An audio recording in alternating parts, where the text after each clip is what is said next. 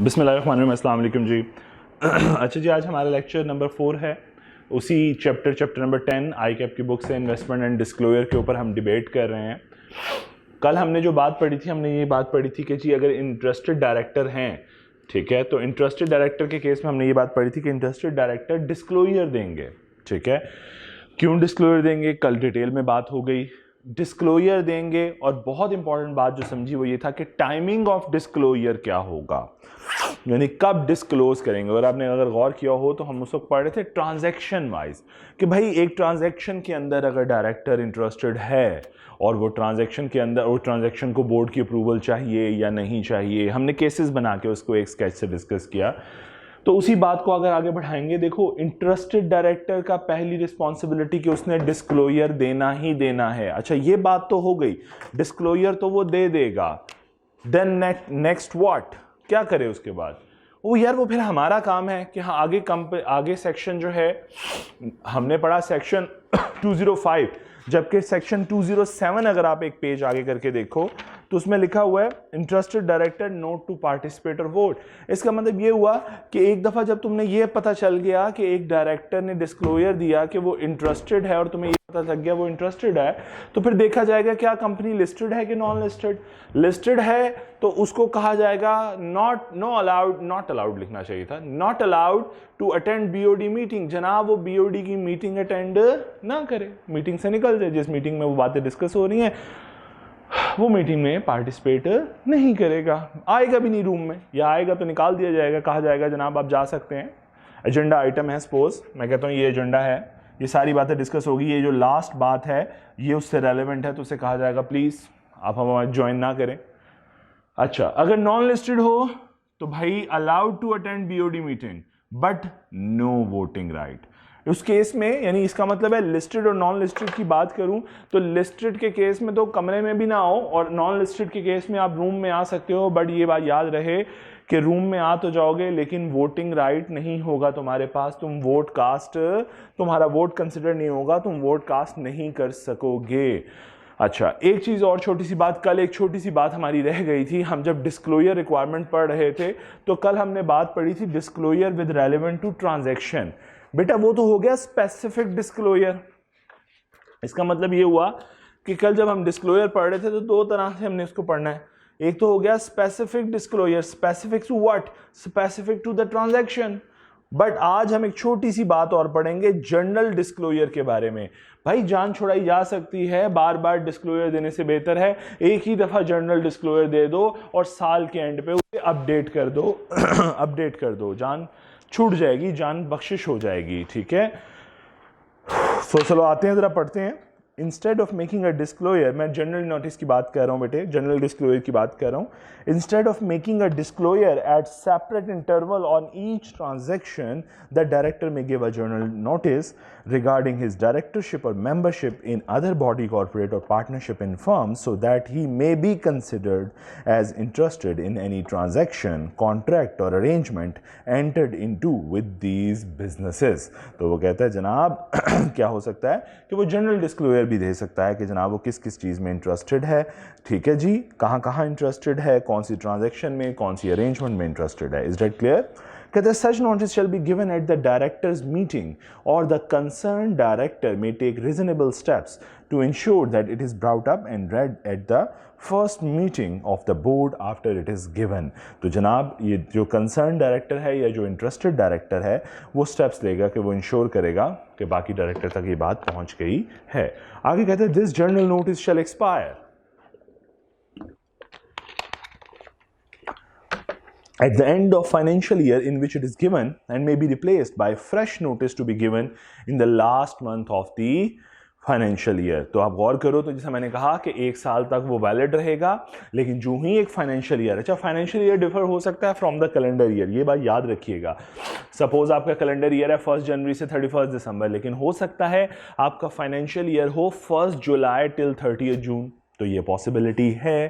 तो वो कहते हैं फाइनेंशियल ईयर, एक फाइनेंशियल ईयर के लिए ये वैलिड रहेगा, लेकिन अगले फाइनेंशियल ईयर में आप उसे अपडेट कर दें। लास्ट मंथ में अपडेट कर दें। जरा अगर आप गौर करो, दोबारा पढ़ता हूं, shall expire at the end of financial year in which it is given.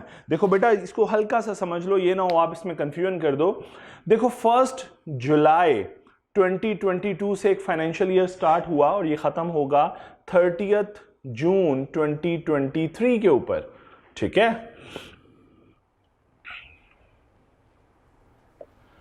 1 जुलाई 2022 से स्टार्ट हुआ, 30 जून 2023 पे ये खत्म होगा। बेटा ये फाइनेंशियल ईयर हो गया कंपनी का। सपोज मैंने जैसा कहा फाइनेंशियल ईयर चेंज हो सकता है, ये फाइनेंशियल ईयर है कंपनी का। व्हाट इफ कि आपने नोटिस दिया, जनरल डिस्क्लोजर दिया, अज्यूम करें आपने जनरल डिस्क्लोजर दिया 31 मार्च 2023 को, तो ये कब तक वैलिड रहेगा? बेटा ये यहां से लेकर 30 जून तक वैलिड रहेगा। बेशक आपने साल का नोटिस है, लेकिन बेटा आपने फाइनेंशियल ईयर एंड जो ही खत्म होना है आपके नोटिस खत्म हो जाना है, ठीक है, आपका नोटिस एक्सपायर हो जाना है। तो इनफैक्ट आप 30 जून के ऊपर एक्सपायर, यानी मार्च भी खत्म हो गया, बल्कि अप्रैल मई जून 3 महीने के लिए। लेकिन इस 3 महीने में भी वो कहता है कि अगर आप चाहते हो कि आप अगले साल का नोटिस दो तो फिर आखिरी जून के महीने में, लास्ट मंथ में अपना अपडेटेड डिस्क्लोजर दे दो। जैसे आगे पढ़ो, and may be replaced by fresh notice to be given in the last month of the financial year. तो कहता है अगर आप फाइनेंशियल ईयर लास्ट मंथ में अपडेट देना चाहते हो तो इस जून के महीने में, इस जून के महीने में आप अपडेटेड डिस्क्लोजर दे दो, तो वो अगले साल के लिए फिर वैलिड होगा। कहां से कहां तक? फिर वो आपके 1 जुलाई 2023 से लेकर 30 जून 2024 तक वैलिड होगा। Is that clear? So this is the way कि वो आपसे ये पॉइंट, एक लाइन डिस्कस करना चाह रहा है। मैं चाह रहा हूं कि आपको ये ना हो कि कभी इस पर कुछ क्वेश्चन आए तो आप कंफ्यूज हो जाएं। लीजिए प्रैक्टिस क्वेश्चन 4 बड़ा आसान है, डिस्क्रिप्टिव सा क्वेश्चन है, इसे आप खुद पढ़ेंगे। मैं अगले सेक्शन 207 की बात करने लगा हूं, जो कि ऑलरेडी मैं आपसे शेयर कर चुका हूं कि अगर इंटरेस्टेड डायरेक्टर ने अपना डिस्क्लोजर दिया कि वो इंटरेस्टेड है आइदर स्पेसिफिक डिस्क्लोजर और जनरल डिस्क्लोजर, तो फिर हम देखेंगे कंपनी लिस्टेड है कि नॉन लिस्टेड। लिस्टेड है तो आपको बीओडी मीटिंग में आने की जरूरत नहीं है, या अगर आए होगे तो एजेंडा आइटम में जो आइटम है आपसे रेलेवेंट, आप उस वक्त रूम छोड़ जाओगे मीटिंग रूम से चले जाओगे। लेकिन अगर आप नॉन लिस्टेड कंपनी की बात करते हो तो allowed to attend BOD meeting, तो आपको इजाजत है कि आप मीटिंग अटेंड करो, लेकिन याद रखना कोई वोटिंग राइट अटैच नहीं होंगे। ठीक है जी, ये बात भी समझ आ गई, तो जरा पढ़ते हैं। कहता है director shall not as a director take any part in the discussion of or vote on any contract or arrangement entered into, ठीक है, or to be entered into by or on behalf of the company if he is in any way, whether directly or indirectly, concerned or interested in a contract or arrangement, nor shall his presence count for the purpose of forming a quorum at the time of such discussion or vote, and if he does vote, his vote shall be void। कहता है पहली बात कि जनाब वो किसी भी किस्म की, अच्छा अगर आता भी है, अगर ये फॉर एग्जांपल अलाउड है कि वो आ रहा है मीटिंग में लेकिन वोट कास्ट नहीं करेगा, लेकिन इसके साथ साथ जनाब उसकी प्रेजेंस जो है वो कोरम के लिए काउंट नहीं की जाएगी। What is meant by quorum? बेटा वो मिनिमम नंबर ऑफ पर्सन जिसके बगैर डायरेक्टर की मीटिंग, जितने नंबर ऑफ डायरेक्टर्स का आना जरूरी है वरना मीटिंग नहीं होगी। और अगर आपको याद हो तो मैंने डायरेक्टर का चैप्टर पढ़ाते हुए कोरम पढ़ाया था मीटिंग का, अगर याद हो। हायर ऑफ हमने पढ़ा था कि हायर ऑफ 4 और ब्ला ब्ला ब्ला 1/3 ऑफ द बोर्ड, तो वो हमने जो पढ़ा था कॉन्सेप्ट वो यही था कि इनमें से जो हायर हो। तो बेटा कोरम का मतलब, कोरम मीटिंग डायरेक्टर की मीटिंग का सेपरेट होता है और मेंबर्स की मीटिंग का सेपरेट होता है। तो डायरेक्टर की मीटिंग के कोरम के हवाले से कह रहा है कि इस बंदे की प्रेजेंस कोरम में शुमार नहीं की जाएगी। दूसरी बात, ये आ भी गया तो इसको डिस्कशन का हक हासिल नहीं है, ना ये डिस्कशन कर पाएगा ना ये वोट कास्ट कर पाएगा, और अगर इसने वोट कास्ट करने की कोशिश की तो इसका वोट इनवैलिड समझा जाएगा। ये तो हो गई बात कंपनी की। तो मैंने क्यों कह दिया कि ये नॉन लिस्टेड की है? क्योंकि अगली इस सेक्शन 207 के नेक्स्ट सब सेक्शन ने हमें गाइड किया कि लिस्टेड कंपनी के लिए क्या रिक्वायरमेंट है। तो जरा पढ़ता हूं, a director of a listed company who has a material personal interest in any matter that is being considered at the board meeting, यानी जो बोर्ड की मीटिंग पे कंसिडर किया जा रहा है, डिस्कस किया जा रहा है, shall not be present while the matter is being considered. तो जितनी देर मैटर वो डिस्कशन में है बंदा बाहर होगा मीटिंग से। वो इसीलिए मैंने कहा था ऐसा नहीं होगा कि सारी मीटिंग से निकाल दिया जाएगा, लेकिन अगर खाली मीटिंग ही इस पॉइंट के ऊपर है जिसमें मैं इंटरेस्टेड हूं तो फिर मुझे आने की इजाजत नहीं है। लेकिन अगर पूरी मीटिंग का एजेंडा है, और एजेंडा देखो आपके सामने है 1 2 3 4 5 6, मैं सिर्फ 6 में इंटरेस्टेड हूं, बाकी 5 में मैं अनबाइज्ड हूं, तो मैं ये मीटिंग का ये हिस्सा तो अटेंड करूंगा, और इस पॉइंट के टाइम पे जब ये डिस्कशन स्टार्ट होगी मैं लीव द रूम, तो मैं रूम को छोड़ दूंगा। ठीक है, मुझे कहा जाएगा प्लीज लीव द रूम। ठीक हो गया। ले जी, कुछ एक्सेप्शन डिस्कस करने लगा है। अब ये बड़ी मजे की है, अब आपका पूरा सिनेरियो चेंज हो जाएगा। अभी तक हमने पढ़ा कि अच्छा लिस्टेड मीटिंग अटेंड नहीं कर सकता, नॉन लिस्टेड कर सकता है, लेकिन ना तो वो कॉलम में शुमार होगा, ना डिस्कशन में, ना वोट में। अब एक बड़ी मज़ेदार बात करने लगा, वो कहने लगा है नॉन लिस्टेड की जब मैं बात करता हूं तो नॉन लिस्टेड में कौन सी 2 कंपनीज शामिल हो जाती हैं, कौन सी 2 नहीं कहना चाहिए, कौन सी कंपनीज बेटा, इसमें प्राइवेट कंपनीज भी आ जाती हैं, पब्लिक कंपनीज भी आ जाती हैं, और पब्लिक में पब्लिक नॉन लिस्टेड यहां आ जाएगी, और पब्लिक लिस्टेड के बारे में ये गाइडेंस अवेलेबल है। इसका मतलब है आपने जो ये प्रोविजन ऑफ लॉ अभी पढ़ी है ये पब्लिक पे भी अप्लाई होगी, प्राइवेट पे भी, ऐसा ही है। लेकिन यहां पे अभी देखना, अभी आपको लॉ जब एक्सेप्शन एक और फर्दर सबसेक्शन में आपको गाइड करने लगा है कि खबरदार प्राइवेट कंपनी को छूट हासिल है, इस पे ये प्रोविजन अप्लाई ना करें। चले जरा आते हैं, पढ़ते हैं। The above provision shall not be applicable under the following circumstances if the person is a director of a private company। ले जी, प्राइवेट कंपनी का अगर डायरेक्टर हो, लेकिन याद रहे कि वो पब्लिक कंपनी की अम्ब्रेला के अंडर ना हो, यानी वो प्राइवेट कंपनी किसी पब्लिक कंपनी की सब्सिडरी ना हो, या यूं कहूं वो प्राइवेट कंपनी किसी पब्लिक कंपनी के कंट्रोल में ना हो। सो वो कहता है if the person is a director of a private company which is neither a subsidiary nor a holding company of a public company, यानी ना तो आप किसी पब्लिक कंपनी की सब्सिडरी हैं और ना ही आप होल्डिंग कंपनी हैं, दोनों स्टेटस ना हो, यानी आपकी अम्ब्रेला के अंडर आप किसी पब्लिक कंपनी की अम्ब्रेला में ना हो और ना आपकी अम्ब्रेला के अंदर कोई पब्लिक कंपनी हो, यानी आप all alone, stand alone private company हैं। तो फिर क्या होगा, आप पे ये प्रोविजन अप्लाई नहीं होती। तो मेरी पहली कंडीशन, इसका मतलब ये हुआ, अब हम इसको मजीद प्योरीफाई कर लिया, तो हमने कहा ये जो सेक्शन 207 है जो आप पढ़ रहे हैं, ये या तो लिस्टेड पब्लिक लिस्टेड पे अप्लाई होता है या पब्लिक नॉन लिस्टेड पे अप्लाई होता है, प्राइवेट कंपनी पे ये सेक्शन अप्लाई नहीं होता। इसका मतलब प्राइवेट कंपनी के केस में डायरेक्टर मीटिंग में आएगा भी, इवन ही इज इंटरेस्टेड, तो वो मीटिंग में भी आएगा, वो वोट भी कास्ट करेगा, वो उसकी प्रेजेंस एज अ कोरम भी शुमार की जाएगी। अच्छा जी, दूसरी बात इंपॉर्टेंट,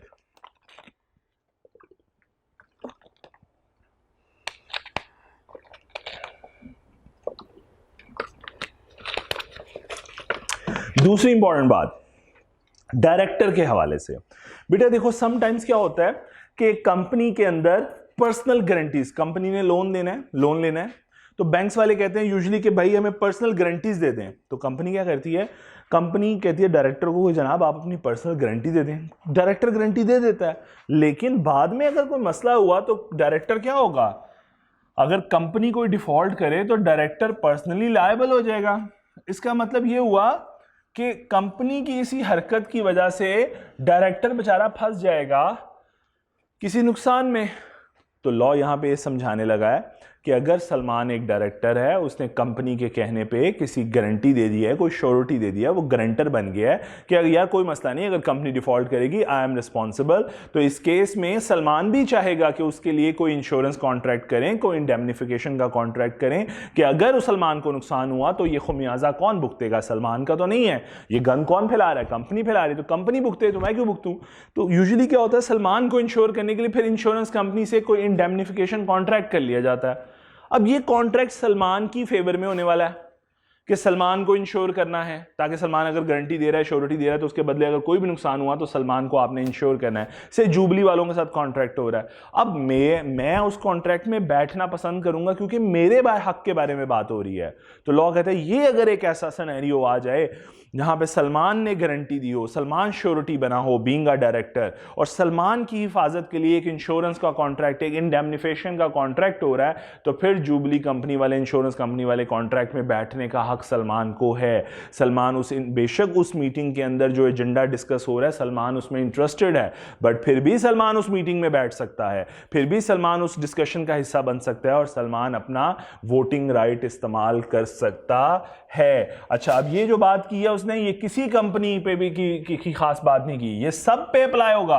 बेशक सलमान एक नॉन लिस्टेड कंपनी का डायरेक्टर है, सलमान लिस्टेड कंपनी का डायरेक्टर है, या सलमान प्राइवेट कंपनी का डायरेक्टर है, whatever the status of the company, it does not matter. If the case is such like an insurance contract, तो जनाब सलमान कहीं भी किसी भी कंपनी में काम कर रहा हो, सलमान उस मीटिंग में बैठ सकता है, वोट कास्ट कर सकता है, उसकी प्रेजेंस काउंट की जाएगी। जरा मैं पढ़ता हूं, when the director has acted as a surety of the company, यानी as a guarantor, and the resolution under consideration relates to their indemnification or insurance coverage of the surety director against any loss, यानी कि अब आप consider कर रहे हो उस director को इंडेमनिफाई करने के लिए इंश्योरेंस का contract, against any loss incurred by the director for becoming the surety of the company, के उसने कंपनी के बिहाफ पे श्योरिटी दी हुई है, गारंटी दी हुई है, उसको कोई भी लॉस होता है उसके लिए आप कॉन्ट्रैक्ट करने जा रहे हो किसी इंश्योरेंस कंपनी के साथ, तो याद रहिए कि इस इंश्योरेंस कंपनी के साथ जो आप कॉन्ट्रैक्ट करने जा रहे हो जनाबे वाला, ये इंश्योरेंस कॉन्ट्रैक्ट में सलमान बैठ सकता है, उसकी प्रेजेंस काउंट की जाएगी। Is that clear? अच्छा जी, नेक्स्ट क्वेश्चन है जी प्रैक्टिस क्वेश्चन 5, ये एक लर्निंग ऑब्जेक्टिव है, इसको आप जरूर देखें। प्रैक्टिस क्वेश्चन 6 जो है ये एक पास पेपर का क्वेश्चन है, बड़ा खूबसूरत क्वेश्चन है, ऑटम 2019 का question number 8 part B. Autumn 2019 question number 8 part B. बेटा मैंने पहले भी अपना एक दफा नंबर शेयर किया आप लोगों से कि अगर आप लोगों को कोई प्रॉब्लम हो, जो आप लोग मेरे एग्जिस्टिंग स्टूडेंट्स नहीं हैं, एग्जिस्टिंग स्टूडेंट्स का ऑलरेडी ग्रुप बना हुआ है, अगर आप लोग को कोई भी प्रॉब्लम हो तो आप मुझे व्हाट्सएप कर सकते हैं, लेकिन इस उम्मीद के साथ कि आप व्हाट्सएप जब करेंगे तो आप मुझे 24 आवर्स का टाइम देंगे ताकि मैं आप लोगों को उसका आंसर कर सकूं, ठीक है? तो अगर आपको कोई भी क्यूरी हो you can place your question here. लो जी, ये बात भी समझ आ गई। लीजिए आज एक छोटा सा टॉपिक और पढ़ते हैं, फिर इंशाल्लाह रिलेटेड पार्टी का टॉपिक हम कल डिस्कस कर लेंगे ताकि आप लोग ज़्यादा बर्डन आज एंजॉय करें, आप सैटरडे है। So disclosure of interest by officers other than directors. ले जी, बाकियों के लिए क्या हुक्म है? कहता है other officers of the company who is directly or indirectly concerned or interested in any proposed contract or arrangement with the company shall not enter into any contract or arrangement unless he disclose the nature and extent of his interest in the transaction and obtain the prior approval of the board. तो उसने बड़ी clear बात कर दी, उसने कहा बाकी किसी भी ऑफिसर के लिए, वो चीफ एग्जीक्यूटिव है, वो अदर ऑफिसर्स हैं, चीफ एग्जीक्यूटिव तो वैसे डायरेक्टर होता है उसको तो छोड़ दें, वो अदर ऑफिसर्स हैं, अदर जो बैठा है अदर ऑफिसर मैनेजमेंट के जितने भी पर्सन हायर मैनेजमेंट के, वो अगर कोई भी डिसीजन लेने जा रहे हैं जिसके अंदर वो इंटरेस्टेड हैं तो वो डिसीजन, वो कॉन्ट्रैक्ट, वो अरेंजमेंट नहीं कर सकेंगे जब तक वो बोर्ड की अप्रूवल नहीं ले लेते और ट्रांजैक्शन से पहले अपना इंटरेस्ट डिस्क्लोज नहीं कर देते। यहाँ पे वो वाला कॉन्सेप्ट नहीं है। अगर आपने अभी मेरे साथ पढ़ा कि डायरेक्टर, या लास्ट क्लास में पढ़ा कि डायरेक्टर पहले इंटरेस्टेड हो सकता है बाद में इन्फॉर्म कर सकता है, लेकिन इस ऑफिसर के केस में ऐसा नहीं है। ऑफिसर पहले इन्फॉर्म करेगा, प्रायर अप्रूवल लेगा बोर्ड की, फिर एंटर होगा किसी कॉन्ट्रैक्ट के अंदर। Is that clear? अच्छा, सो ये है जी सेक्शन 206। इसके साथ ही ये पर्टिकुलर एरिया यहीं पे ख़त्म हो जाता है। इसके बाद एक रिलेटेड पार्टी का कॉन्सेप्ट है जो कि इससे आगे चलता है।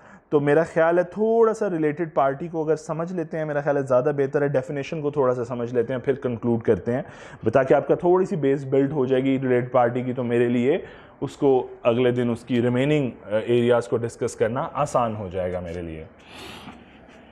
जी, रिलेटेड पार्टी क्या है?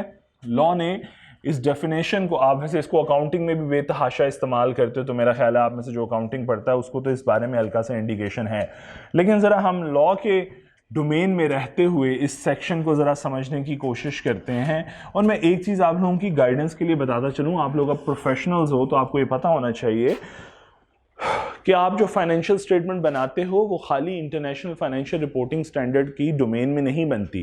यानी खाली ये नहीं है कि आपकी फाइनेंशियल स्टेटमेंट बन रही है तो फाइनेंशियल स्टेटमेंट जो है वो सिर्फ और सिर्फ IFRS के मुताबिक बन रही है, बल्कि आप लोग अगर कभी ऑडिट रिपोर्ट थोड़ा सी स्टडी करने का टाइम मिले तो ऑडिट रिपोर्ट के अंदर आपको रियलाइज होगा कि आप अपनी एक ऑडिटर भी जब फाइनेंशियल स्टेटमेंट को रिव्यू करता है तो वो IFRS के मुताबिक और कंपनी एक्ट के मुताबिक रिव्यू करता है।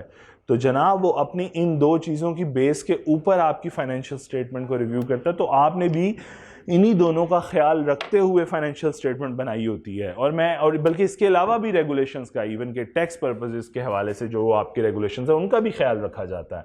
लेकिन ऑडिटर इन दो को बहुत केयरफुली एनालाइज कर रहा होता है क्योंकि वो अकाउंटिंग स्टैंडर्ड और नेशनल स्टैंडर्ड्स के ऊपर वो अपनी रिपोर्ट दे रहा होता है। अच्छा, अब यहाँ पे एक समझने वाली बात और भी है। क्या बताना, ये बात बताने का मकसद क्या था? बात बताने का मकसद ये था कि जो रिलेटेड पार्टी का कॉन्सेप्ट आप फाइनेंशियल अकाउंटिंग में इंप्लीमेंट होता देखते हो वो इनफैक्ट फेच हो रहा होता है। एक तो इंटरनेशनल फाइनेंशियल रिपोर्टिंग स्टैंडर्ड के अंदर रिलेटेड पार्टी की डेफिनेशन गिवन है और बिल्कुल वही डेफिनेशन, उसकी थोड़ी सी डिटेल डेफिनेशन ज़्यादा अच्छे तरीके से, या यूं कहूं कि ज़्यादा कॉम्प्लेक्स डेफिनेशन जो है वो थोड़ी सी यहाँ पे गिवन है। ठीक है, कि रिलेटेड पार्टी कौन होगी? एक कंपनी है, हम कब कहेंगे सपोज एक कंपनी है, कंपनी ए, तो कब कहेंगे कि ये फलां बंदा, ठीक है, या ये फलां फर्म, या ये फलां किस्म की कंपनी, कंपनी बी, ये इस पर्टिकुलर,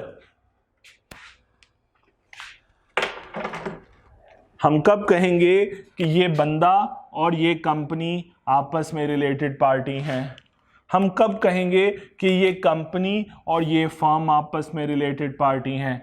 हम कब कहेंगे कि एक कंपनी किसी दूसरी कंपनी के साथ रिलेटेड पार्टी रिलेशनशिप में है? तो हम, अगर मैं यूं कहूं कि हम इस डेफिनेशन को समझेंगे इस कंपनी के पर्सपेक्टिव में, फिर रिपीट कर रहा हूं, हम इस डेफिनेशन को समझेंगे इस कंपनी के पर्सपेक्टिव में, हम इस एंगल से देखेंगे, हमारा फोकस जो लेंस होगा वो ऐसे जाएगा। Is that clear? सो कहता है रिलेटेड पार्टी इंक्लूड्स, कहता है जनाब डायरेक्टर और उसके रिलेटिव, कंपनी की अगर ये डायरेक्टर है और ये डायरेक्टर की या रिलेटिव, ये डायरेक्टर है जी आपका या इसके कोई भी रिश्तेदार। अब कोई भी रिश्तेदार के अंदर कौन आ जाते हैं? तो उसने नीचे एक्सप्लेन किया है, अगर आप नीचे देखो, hence the term relative means spouse, sibling, linear ascendants and descendants of a person. बेटा एक मिनट रुकिएगा। ओके जी, अच्छा सॉरी फॉर द इंटरप्शन। अच्छा, descendants, linear ascendants and descendants पे थे। अच्छा जी, लीनियर असेंडेंट्स का मतलब ये है कि आपके अपवर्ड मतलब पेरेंट्स, ग्रैंड पेरेंट्स, और डिसेंडेंट मींस आपके डाउनवर्ड जो जनरेशन है, नेक्स्ट जनरेशन, जिसमें चिल्ड्रन, ग्रैंड चिल्ड्रन आ जाते हैं। तो हमने कहा कि एक डायरेक्टर या उसके रिलेटिव इस कंपनी के साथ क्या हैं? रिलेटेड पार्टी कहलाएंगे कंपनी की। की मैनेजमेंट पर्सनल और हिज रिलेटिव, की मैनेजमेंट पर्सनल क्या है? वो लोग जो की पर्सन्स हैं, हायर मैनेजमेंट में, टॉप मैनेजमेंट में हैं। तो इस डायरेक्टर की जगह अगर कोई टॉप मैनेजमेंट में भी पर्सन है तो वो भी की मैनेजमेंट पर्सनल जिसे कहते हैं, यानी की रिसोर्सेज, हमारे जो मेन रिसोर्सेज होते हैं, तो वो भी अगर हैं तो वो क्या कर रहे हैं? वो भी रिलेटेड पार्टी समझी जाएंगे कंपनी ए की। अच्छा, a firm in which a director, manager or his relative is a partner. A firm in which, अच्छा जी, अब मैं फर्म, अब ये इंडिविजुअल की बात होगी, फर्म की बात। कहता है firm in which director, manager or his relative is a partner. इसका मतलब अगर इस फर्म के अंदर वो एक डायरेक्टर या मैनेजर या उसके रिलेटिव, यानी समझिएगा वो कहना चाह रहा है कंपनी ए के डायरेक्टर, कंपनी ए के मैनेजर या कंपनी ए के डायरेक्टर या मैनेजर के रिलेटिव्स, यानी इस कंपनी के डायरेक्टर, मैनेजर या रिलेटिव में से कोई बंदा इस फर्म के अंदर काम कर रहा है तो ये समझ लें एज अ पार्टनर काम कर रहा है, तो समझ लें कि ये वो फर्म जो है वो कंपनी ए के लिए क्या है? Related party. Next point, a private company in which the director manager is a member और डायरेक्टर। वंस अगेन यहां पे वो कहता है, अब तीसरा रिलेशनशिप कंपनी का, वो कहता है अगर इस कंपनी के अंदर डायरेक्टर, मैनेजर या उसके रिलेटिव, दो रिलेशन रखते हैं, या मेंबर हैं या क्या वर्ड यूज कर रहा है, डायरेक्टर। कहता है इसका मतलब कहने का ये है कि कंपनी ए के डायरेक्टर, मैनेजर या रिलेटिव में से कोई इस कंपनी बी के अंदर या डायरेक्टर है या मेंबर है, यानी वो बंदा यहां पे भी मौजूद है और यहां पे भी मौजूद है, तो in fact company A company B की रिलेटेड पार्टी है। Is that clear? फिर वो कहता है public company in which a director or a manager is a director or holds along with his relative any share in its paid up capital, a public company। लो जी, वो कहता है कि अगर इसी कंपनी का स्टेटस मैं चेंज कर दूं, वो कहता है अज्यूम करें यही कंपनी बी जो है एक पब्लिक कंपनी है, यही कंपनी बी एक पब्लिक कंपनी है, तो कहता है अगर मैं इसका स्टेटस चेंज कर दूं, इस पब्लिक कंपनी के अंदर डायरेक्टर हो, क्या क्या वर्ड यूज करता है जी, अ डायरेक्टर और मैनेजर इज अ डायरेक्टर, या वो मेजर शेयर होल्डर बन रहा हो, या मैं यूं कहूं शेयर होल्डर बन रहा हो। इसका मतलब है, जरा समझिएगा, मेजर नहीं कहना चाहिए, मेजर का वर्ड नहीं यूज कर रहा है, शेयर होल्डर का वर्ड यूज कर रहा है। यहां जरूर समझिए, वो ये कहना चाह रहा है कि अगर फॉर एग्जांपल सलमान यहां पे डायरेक्टर है और यहां पे भी इस पब्लिक कंपनी में भी डायरेक्टर है, या फिर दो अपने रिलेटिव्स के साथ मिलके शेयर होल्डर है इस कंपनी बी का, तो वंस अगेन वो कहता है फिर कंपनी ए कंपनी बी की क्या होगी, रिलेटेड पार्टी होगी। अच्छा जी, चलें अब मेरे ख्याल है यहीं तक कर लेते हैं, इसके बाद यहीं से आगाज करेंगे। अल्लाह ताला सबको आसानी अता फरमाए और आसानियां बांटने की तौफीक अता फरमाए। Thank you.